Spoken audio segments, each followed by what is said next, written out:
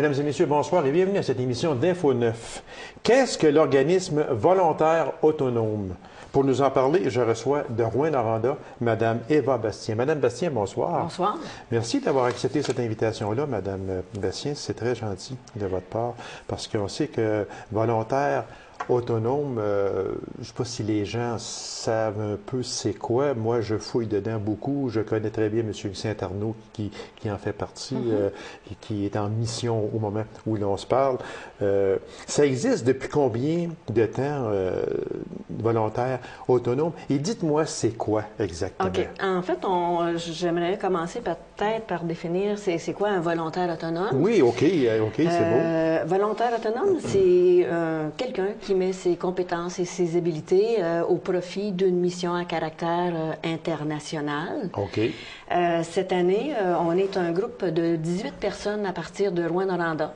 Majoritairement des retraités, mais pas exclusivement des retraités. Alors, ce n'est pas seulement des retraités. Je pensais que c'était des retraités. Bien, on a peut-être plus de disponibilité. Oui, c'est sûr, parce que les gens ont à voyager dans le monde, aller faire du bien dans le monde. Alors, ces personnes-là peuvent partir plusieurs semaines, donc il faut être libre à ce moment-là. D'accord. Fait que 18 personnes, donc, c'est la plus grosse cohorte qui part cette année depuis le début des volontaires autonomes.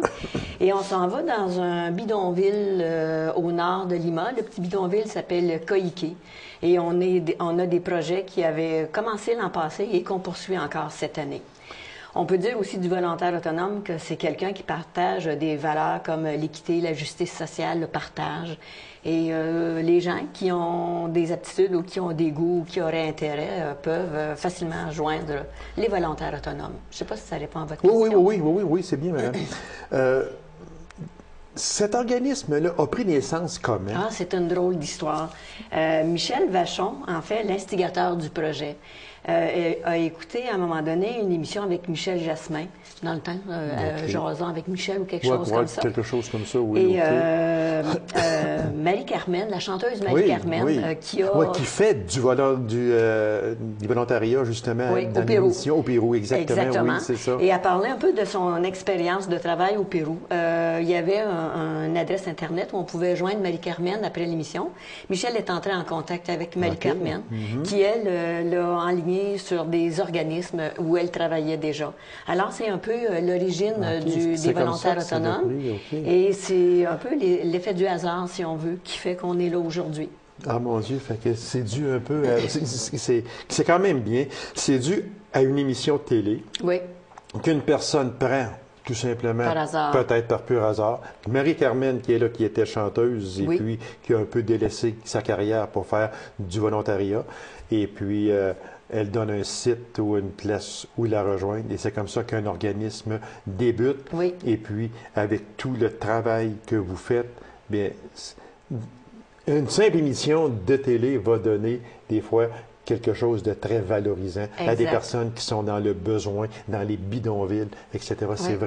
C'est vraiment extraordinaire. Oui. Suite à ça, Michel Vachon est allé au Pérou, a rencontré les organismes qui avaient été identifiés par Marie-Carmen.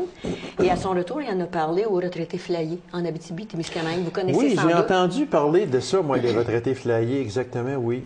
Et ça l'a donné des résultats. La première année, il y a une cohorte de 5 ou 6 personnes qui sont parties. Et depuis ce temps-là, les cohortes augmentent à chaque année. Voilà. On parle en mars, que là, l'émission passe le 8 de mars, la journée de la femme, la journée internationale de la femme. D'ailleurs, je vous souhaite une bonne journée, madame. Vous organisez une 4e mission en mars 2011. Quelle est cette mission? Et parlez-moi des 3 autres missions auparavant. Si je parle de la mission actuelle, je pense que ça va expliquer les missions les autres, précédentes. Oui. Cette année, la mission elle comporte 3 volets. On a le projet de terminer les travaux à la garderie Nueva Esperanza, qu'on avait commencé il y a 2 ans. Cette année, à la garderie, on va terminer la cafétéria pour les enfants et 2 chambres de bain et aménager un terrain de jeu. J'y reviendrai un petit peu plus tard.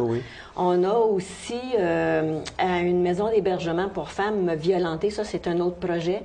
c'est de sécuriser davantage les lieux.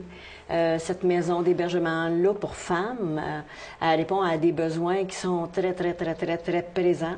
On a une maison d'hébergement pour 1 million de population. Alors, on se rend compte que est indispensable. Oui, exactement. Et le dernier volet, et non le moindre, c'est les petites écoles de Wamparam, un village andin, où les volontaires vont donner un coup de main, soit pour réparer les bâtiments qui sont déjà là, soit pour apporter du matériel scolaire aux familles. Pour les gens qui nous écoutent, vous venez de dire, allez terminer 2 chambres de bain, etc. Oui. Des fois, les gens peuvent dire, oh, mais s'en aller au Pérou pour aller terminer 2 chambres de bain, mais combien c'est essentiel? Oui. Moi, ce que je voulais dire, c'est que ce projet-là a pris naissance, comme je disais, ça fait 2 ans. Et avant qu'on commence le projet, les mamans des montagnes, quand elles partaient travailler, enfermaient les enfants dans les maisons. Ah, et au retour des mamans, bien sûr, il y avait la nourriture et tout ça. Mais ce projet-là va permettre à 62 enfants qui étaient enfermés dans les maisons d'être avec d'autres enfants, puis sous surveillance de personnes qui vont s'en occuper et qui vont donner de la nourriture aussi. Alors, les mamans sont trop pauvres pour payer des gardiennes et la façon de sécuriser, c'est d'embarrer les enfants. C'est terrible, ça. C'est terrible, hein? C'est quand on parle avec des personnes comme vous, Mme Bastien. Je reçois M. Saint-Arnaud ici aussi, qui fait des missions justement au Pérou. Puis quand je reçois ces personnes-là qui viennent nous expliquer ce que vous venez de nous dire, c'est là qu'on s'aperçoit que dans le monde, il y a une misère. Incroyable. C'est incroyable. Je recevais ici l'abbé Pierre Goudreau il n'y a pas tellement longtemps. Et l'abbé Pierre me parlait au Brésil. Les petites filles 12-13 ans qui vendent leur corps 1 $ pour faire vivre leur famille, qui vendent leurs propres enfants 10 $ à des personnes riches pour pouvoir manger. C'est abominable, tout simplement. Abominable, hein? Puis c'est en recevant des personnes comme vous, Mme Bastien, comme le père Goudreau, comme M. Saint-Arnaud, qu'on se rend compte tranquillement comment il y a de la misère dans le monde. On parlait du salaire de ces femmes-là. 1 $ par jour. Par jour, ça veut dire à peu près 350 $ annuels pour vivre. Environ. Puis les mamans qui sont mieux nanties peuvent aller jusqu'à un salaire de 2 $. Alors, on se rend compte d'une immense pauvreté. Pauvreté. Ce sont des bidonvilles. Exactement. C'est affreux. On dit que la mission est sous le patronage du Centre régional de solidarité internationale qui s'appelle le CSI. Corcovado, excusez-moi. Oui, OK. Corcovado de Rwanda. Qu'est-ce que c'est exactement? C'est un organisme régional qui a comme mission la sensibilisation de la population aux différentes réalités à l'international. Et ce qu'on peut dire aussi de Corcovado, c'est qu'ils appuient différents projets comme ça. Il y en a 4 qui appuient principalement présentement. Corcovado aussi émet pour les gens qui nous font des dons en argent, des dons de plus de 10 $, des reçus. Des reçus d'impôts. Des reçus pour impôts, c'est ça. Okay. Exactement. Justement, on va en venir au financement. Comment se finance ce projet-là? D'accord.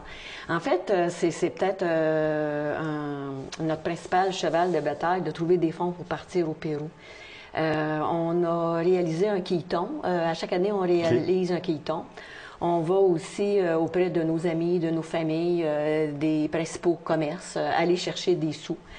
Une affaire qui est bien importante de souligner, c'est que les sous qu'on recueille ne vont exclusivement que pour financer les matériaux de construction. OK, ça c'est important de dire. Ça, c'est très important de dire. Les matériaux je disais donc les matériaux de construction, on engage aussi des ouvriers et des ouvrières péruviennes qui nous donnent un coup de main pour établir ces projets-là. Okay. Alors, et nous, notre départ, notre billet d'avion, notre hébergement, c'est aux frais des volontaires autonomes. Fait qu'il n'y a aucun sou qui est recueilli. Va à vous autres directement. Qui va à nous autres. Okay. Ça va vraiment exclusivement pour les projets là-bas. Mais c'est tout un beau geste, Mme Bastien, quand on parle, vous venez de dire le billet d'avion qui est quand même dispendieux. Là. Oui, 1 200 environ. C'est ça, exactement. Monsieur Saint-Arnaud, il m'en parlait justement ici. Alors, déjà, juste de prendre votre propre financement pour se rendre là-bas, il faut vouloir faire du bien, c'est incroyable. Oui. Moi, je vous en félicite. Bien, madame. merci beaucoup.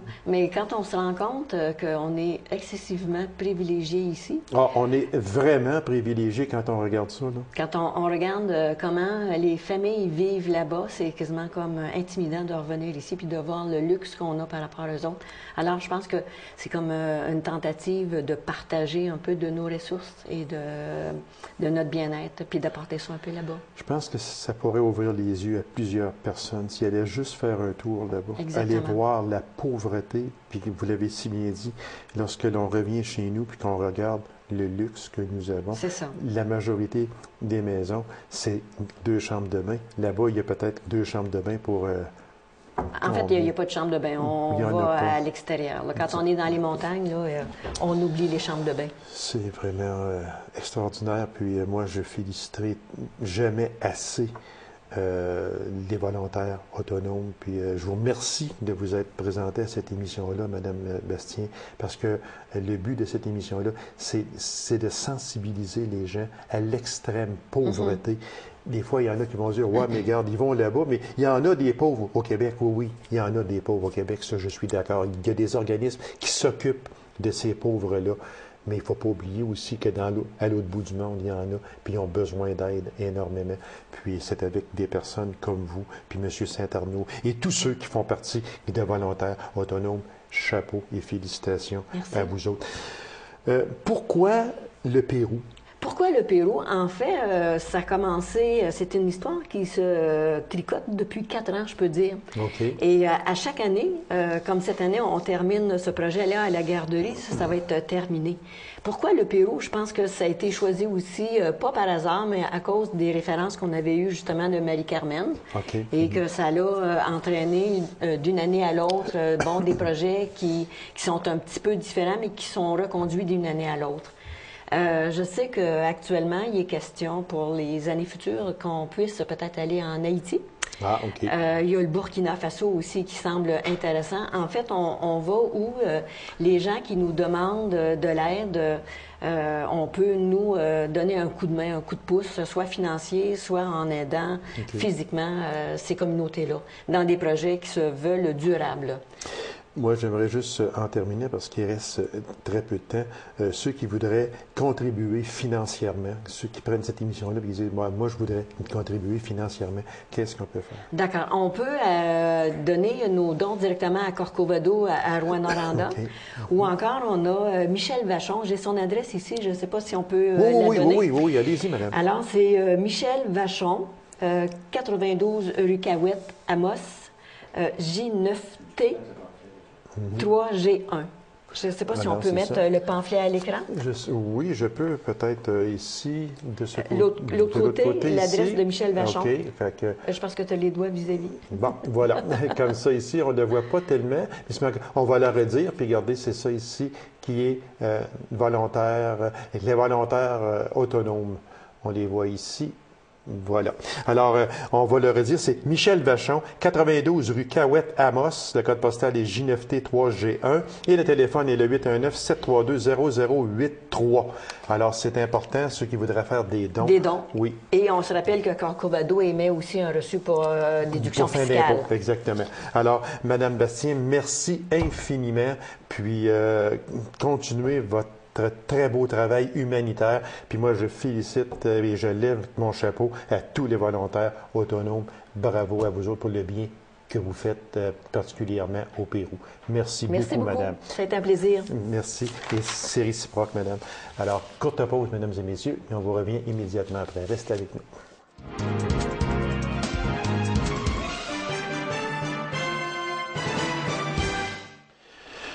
Plusieurs dossiers à la SADC d'Abitibi-Ouest, mais en particulier un dossier qui retient l'attention déjà et qui n'a pas fini de faire parler de lui, c'est la biomasse. Alors, pour nous en parler de la SADC d'Abitibi-Ouest, je reçois M. Marco Gagnon. M. Gagnon, bonsoir. Bonsoir. La biomasse, on en entend parler et de plus en plus. Alors, ça va devenir, je pense, un sujet très à la mode.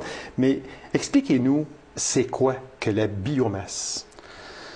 Donc, bien, nous, sur ce dont on travaille, c'est beaucoup au niveau de la biomasse forestière. Okay. Donc, c'est donc tout ce qui est, pas utilisé en lien avec... les résidus du bois. Est-ce qu'on peut appeler ça comme ça? C'est ça, les résidus de coupe de bois. De coupe de bois, OK. Donc, toutes les cimes d'arbres, donc les tops, oui. les branches. Puis, un des gros potentiels qui est le plus gros potentiel, donc, c'est beaucoup toutes les essences qui sont non utilisées. Okay. Donc, présentement, il y a des problématiques au niveau du sapin, du bouleau. Donc, alors, ça veut dire que le sapin et le bouleau, dont on n'utilise pas beaucoup ici, vont s'en aller dans la biomasse. On s'entend bien là-dessus, c'est ça? Idéalement, OK, ouais. OK. Ouais. Fait que c'est donné... C'est qu'avant ça, on laissait ça là. C'est ça, tout simplement. Ça. Puis aujourd'hui, bien, par une étude ou peu importe quoi, on a décidé qu'on faisait de la biomasse, puis on va aller chercher ces résidus-là. Donc, ça a deux fonctions. On libère le sol, puis on s'en sert pour chauffer. En même temps, bien, ce qu'il faut quand même faire attention, c'est qu'il faut quand même qu'il reste de la matière sur le sol qui sert à pouvoir un peu faire, si on veut, un genre de compost en forêt qui sert à fertiliser les sols. Donc, mais ça, je pense qu'il n'y a vraiment pas de crainte. Il reste toujours... il va en rester tout le temps. Il reste toujours un fort pourcentage de matière. Comment c'est ramassé, ça, ces résidus-là? Parce qu'avant ça, on les laissait tout simplement là. C'est ça. Aujourd'hui, bien, quand on parle des branches, surtout, mettons, des branches qu'on laissait là. Comment c'est ramassé? Est-ce qu'il y a des compagnies forestières qui sont dans le ramassage de ça? Je vous dirais que présentement, ce qu'on peut voir, oui, il y a des entreprises, puis il y a beaucoup d'essais qui se font. Parce que ce qu'il faut voir, c'est qu'il faut que ça soit fait directement en intégration avec les opérations forestières actuelles. Okay. Donc, je donne un exemple. Les arbres sont amenés en bord de route. Oui. Donc, ils sont ébranchés. La cime est coupée. Bon, ben, faut que ça soit pris en considération que par la suite, qu'il va y avoir une autre étape. Donc, il faut que le travail se fasse un peu différemment. Mm-hmm. Donc, présentement, il y a plusieurs essais qui se font, qui permettent de déterminer des façons de procéder, puis aussi des coûts. Donc, qu'on puisse savoir, parce que un des buts de toute la démarche aussi, c'est que, bon, bien, présentement, au niveau forestier, il y a une crise quand même assez importante, puis de pouvoir maximiser la ressource, ça peut faire une partie de la solution. Okay, donc, exactement. De dire, on peut obtenir plus avec moins. On dit que suite à la journée d'information qui s'était tenue le 27 octobre dernier sur l'utilisation de la biomasse forestière à des fins énergétiques, qu'est-ce qui en est ressorti de ça? Il y a eu un comité qui a été formé ou quelque chose? Donc, on a formé un comité permanent. Okay. Donc, un comité qui est formé d'organismes, d'entreprises, d'entreprises autant des entreprises qui peuvent être utilisateurs comme des entreprises fournisseurs. Fournisseurs, oui, de biomasse, mais fournisseurs aussi d'appareils. Donc, c'est un comité qui est très diversifié, où il y a quand même beaucoup de membres. On parle d'une vingtaine de personnes. Est-ce qu'il y a des entrepreneurs forestiers dans ce comité-là ou bien oui, je dirais même la grande entreprise est représentée. Elle représentée à ce niveau-là. Puis là, bien, le comité sert à organiser nos activités biomasse. Puis le but du comité, donc, c'est vraiment la mise en place de la filière complète. Donc, de la forêt jusqu'à la chaufferie ou jusqu'aux produits à valeur ajoutée en lien avec la biomasse. Puis ce qu'on peut voir, c'est qu'autour de la table, dans notre comité, donc, on a vraiment tout ce qu'il faut au niveau, je dirais, ressources humaines dans notre comité, pour qu'on ait quelque chose de très efficient en ce sens-là. C'est la SADC qui va continuer à être le porteur du dossier de la biomasse? Oui, je vous dirais, bien, quand on dit porteur, c'est au niveau de la coordination de tout ça. Donc, on fait des journées. Donc, on a fait une journée dernièrement qui a parlé au niveau des approvisionnements. L'idée de cette journée-là, c'était vraiment que bon, les gens nous disent, oui, on s'installe une fournaise à la biomasse pour chauffer un édifice public, mais de où viennent nos approvisionnements? Donc, on a travaillé pour assurer ces gens-là. Donc, c'est un peu ça le rôle de la SADC. Donc, c'est la coordination. Puis aussi, on voit, exemple, dans notre comité, beaucoup de gens ont plein d'informations. Par exemple, il y a des gens de Tembec où, Tembec, ça fait des années qu'ils travaillent qui développent sur ce secteur-là. Donc, ce qu'on veut, c'est être un relayeur d'informations. Okay. Donc, que tout le monde puisse. Puis là, on est à finaliser. Là, on va mettre un site Internet en ligne. OK. Donc, qui va être... que les gens pourront aller consulter, pourront aller, aller voir. Puis où, bon, exemple, les membres de notre comité vont fournir de l'information. Les gens externes vont pouvoir mettre de l'information en ligne. Donc, c'est le genre d'activité que la SADC va mener à ce niveau-là. Si on parle de biomasse, M. Gagnon, c'est que ce n'est pas d'hier qu'on se sert pour chauffer de la biomasse. Parce que si on regarde, et vous me disiez avant d'entrer en ondes, qu'il y a l'hôpital de la Sarre qui se sert, ou qui se sert encore peut-être du Brinty. C'est ça. C'était et où c'est encore aujourd'hui le centre hospitalier à Macamic. Moi, j'étais tout petit, je me souviens, puis les camions de Brinty. Donc, ce n'est pas d'hier, ça, là. Non, puis c'est sûr que, bon, on est une région qui est, au niveau de transformation forestière, que, bon, ça date. Donc, quand on parle de transformation forestière, on parle de sous-produits. Okay. Donc, c'est sûr qu'il y a eu des entreprises. Il y a même eu, il y a plusieurs années, il y avait des maisons privées qui chauffaient au Brinty. Oui, c'est vrai. Je prends exemple l'hôpital de la Sarre. Si je me souviens bien, ça fait 55 ans qui sont au Brinty. Bon, il y a peut-être 2 ou 3 ans, on fait des grosses modifications à leur chaudière. Puis, et ce qu'ils ont fait ici aussi à Macamic, ce qu'on fait à Macamic la aussi. même chose. Fait que ça, c'en est de la biomasse. C'est ça, donc, on ne parle pas de quoi? De tout récent, de tout nouveau. Sauf que là, on veut la développer encore plus. Oui, parce qu'on voit qu'on a il y a un énorme potentiel au niveau chauffage. Je parle des exemples... on parle des commissions scolaires. Oui, justement, parce que dans une de mes questions, M. Gagnon, c'était qui seraient les gros utilisateurs potentiels de la biomasse? Là, on a parlé des deux hôpitaux, La Sarre et Macamic, mais il y en aura d'autres. Oui, mais je vous dirais que présentement, si on prend les entreprises qui sont en place, c'est que les utilisateurs potentiels, ça part de la maison, donc du domestique. C'est vrai. Aller jusqu'à, je prends exemple, Abitibi-Ouest, on peut prendre la polyvalente, la Polino, où c'est un utilisateur. Les minières deviennent des utilisateurs intéressants. Donc, c'est vraiment tout ce qui est chauffage. Il y a une technologie, mais comme je reviens, c'est certain qu'il faut vraiment que la filière se mette en place.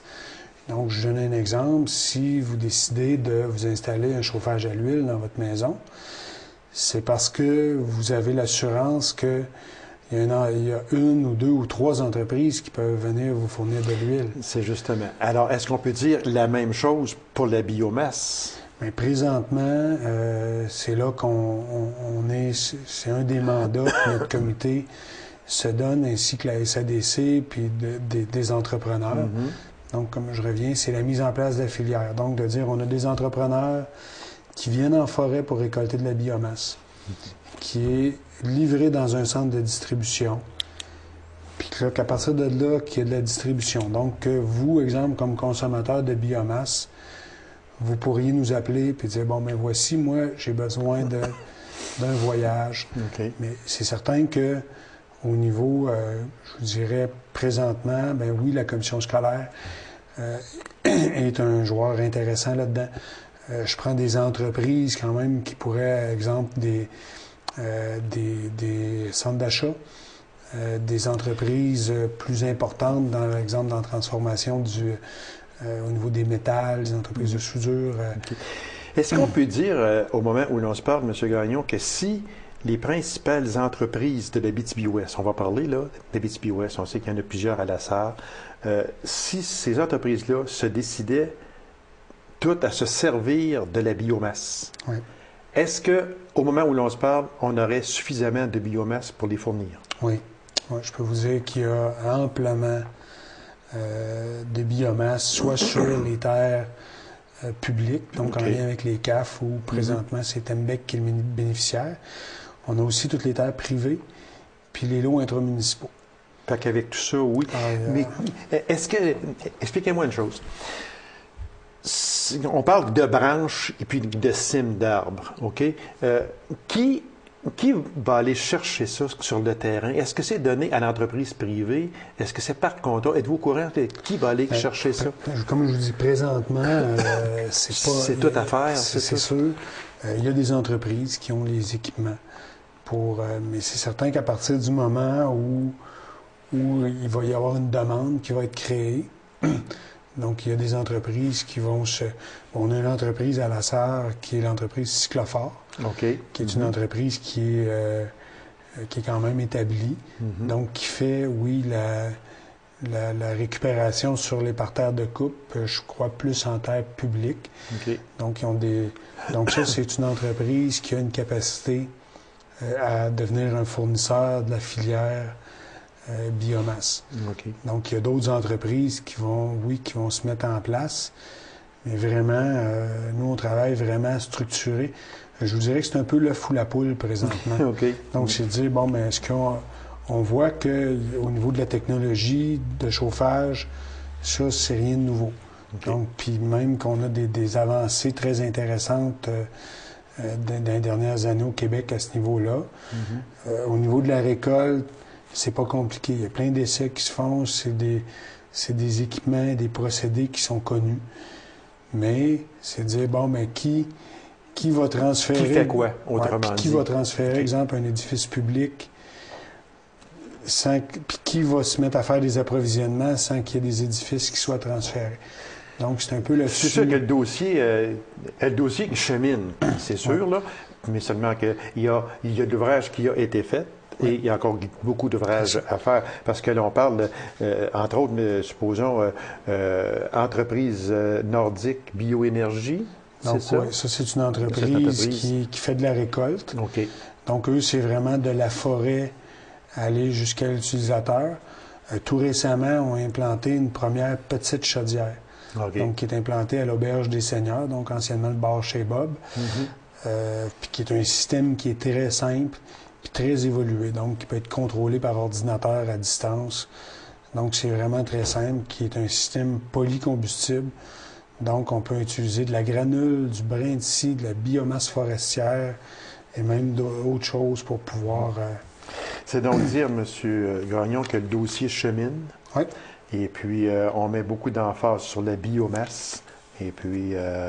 on sait que la SADC est le porteur de ce dossier-là.